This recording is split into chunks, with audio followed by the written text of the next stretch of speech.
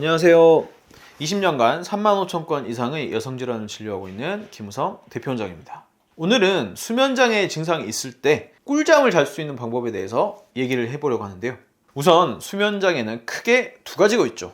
하나는 처음에 잠에 들기가 어려워서 눈을 감고도 30분 이상 뒤척이게 되는 수면개시 장애와 일단 잠은 들었는데 푹 자질 못하고 자다가 깨서 다시 잠을 들지 못하거나 비몽사몽 자는 듯 마는 듯 하는 수면 유지 장애로 나뉩니다.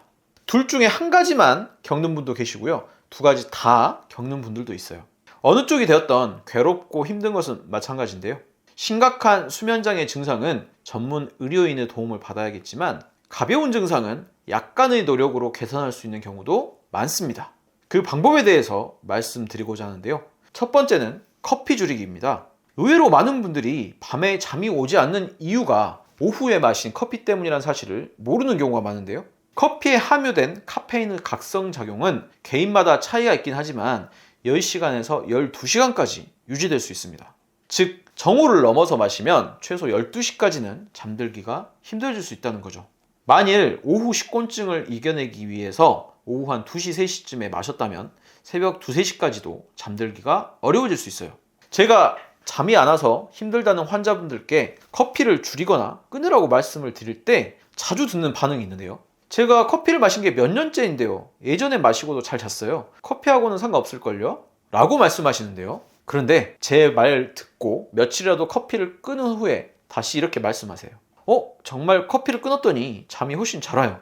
예전엔 안 그랬는데 왜 그럴까요? 라고 물으시는데요. 사람의 몸은 환경이나 나이 등 여러 가지 변화에 민감하게 반응을 해요. 예전에는 카페인의 각성작용이 수면에 그다지 영향을 주지 못한 상황이었지만 이제 나이가 더 들고 몸이 약해지면서 수면에 영향을 주는 상태로 변한 것일 수도 있습니다. 수면장애가 있다면 일단 일주일 정도는 커피를 끊어보시거나 오전에 한 잔 정도 혹은 디카페인으로 즐겨보시는 게 어떨까요? 두 번째 방법으로는요, 낮에 15분 이상 햇볕을 보기인데요. 사무직에 계신 분들은 하루 종일 PC화면을 보느라 낮에 햇볕을 볼 일이 없는 분들도 많죠. 커피도 안 마시고 별 걱정도 없는데 왜 잠이 안 올까 궁금하신 분들은 낮에 밖에 나가서 15분 이상 햇볕을 쬐보세요. 의외로 간단한 행동인데 잠이 잘 올 수 있습니다. 햇볕이 눈으로 들어오면요, 뇌의 송가체를 자극하게 돼서 멜라토닌이라는 호르몬이 분비되는데요. 이 멜라토닌은 잠을 잘 오게 하는 작용이 있어서 수면 호르몬으로도 불리기도 하죠. 반대로 하루 종일 실내에만 있어서 햇볕을 전혀 보지 못한다면 멜라토닌이 분비되지 않아서 잠이 잘 안 올 수도 있겠죠.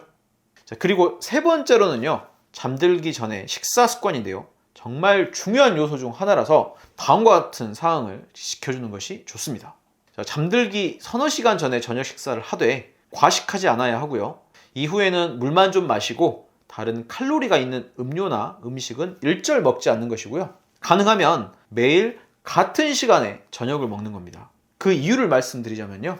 자려고 누웠을 때 배고픔을 느끼거나 반대로 배부르고 더부룩한 상태라면 잠들기가 어려워지는데요. 서너 시간 전에 적당한 양의 식사를 하면 딱히 배고프거나 배부른 상태가 아니기 때문에 가장 적당합니다. 잠들기 직전에 식사를 하면 위산이 넘어와서 역류성 식도염 때문에 자다 깰 수 있고요.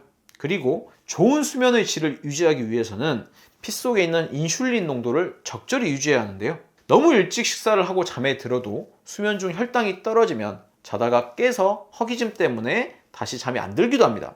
가능하면 매일 같은 시간에 저녁을 드시고 잠자리에 들어서 수면 도중 인슐린 농도를 일정하게 유지해야 합니다. 저녁 식사 이후에 물을 너무 많이 마시거나 혹은 음료수 혹은 야식 등을 먹게 되면 숙면이 어려워질 수 있는데요. 일단 음료나 음식을 먹게 되면 그 안에 들어있는 수분은 소변으로 나가게 되죠. 자다가 소변을 보고 나서 다시 잠이 오지 않는 경우도 생길 수 있기 때문입니다.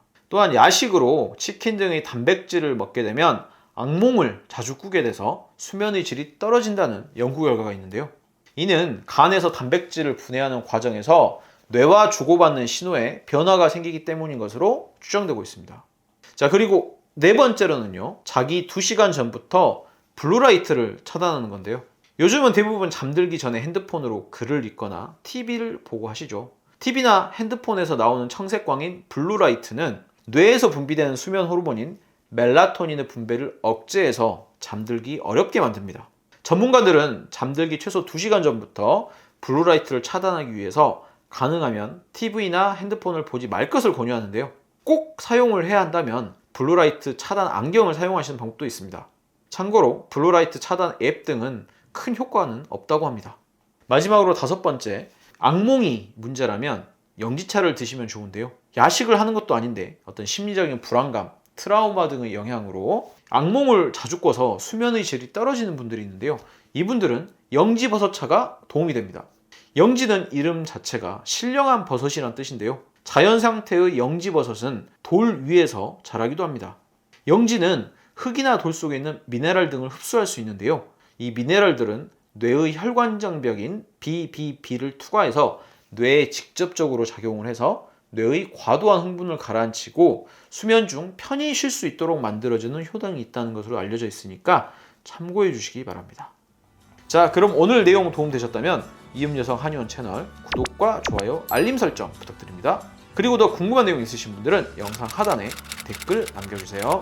여기까지 이음여성 한의원 대표원장 김우성이었습니다. 네, 감사합니다.